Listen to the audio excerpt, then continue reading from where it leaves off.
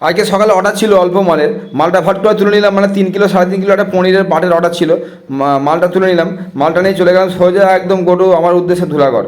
সেখান থেকে দেখলাম কলা এসে নেমে দাঁড়িয়ে আছে। আজকে ছিল 25 কিলো কলার অর্ডার, 25 কিলো মাল ঝাপঝাপ করে গাড়িতে লোড করে নিলাম। কারণ বেশি লেট করলে অন্যান্য কাস্টমাররা এসে গেলে মালের জন্য কারাকারি লেগে যাবে, ভালো মালটা তখন আর পাওয়া যাবে না। তাই আমি একটু সকাল সকাল যাই এবং সবার আগে যাওয়ার চেষ্টা করি, যাতে আমি মালটা ভালো পাই। যে কোনো কাজের ক্ষেত্রেই তাই, 5 মিনিট আগে যাওয়া ভালো। এতে কী হয়, নিজের অনেক সুবিধা হয়, মালটা ভালো পাওয়া যায়। আর দেরি করলে কি হয়, মালটা তুমি ভালো তো পাবেই না, উপরন্তু ছাট এমন মাল পাবে সে মাল মানে বিক্রির অযোগ্য। যথারীতি মালটা নিয়ে ডেলিভারি দিয়ে দিলাম, ডেলিভারি দিয়ে সুন্দর করে মালটা সাজিয়ে দিলাম। মালটা সাজিয়ে দিলে একটা বিস্কুট রিটার্ন ছিল, এই যে বিস্কুটটা রিটার্ন ছিল, রিটার্নটা নিতে এলাম। একবারে একই রুটে ছিল, সকালবেলা মাল দেওয়ার রুটে।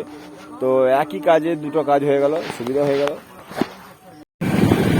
বলছি বড় ভাই এবং ছোট ভাই, জীবনে কিছু করতে গেলে বস দৌড়াতে আগে শিখতে হবে।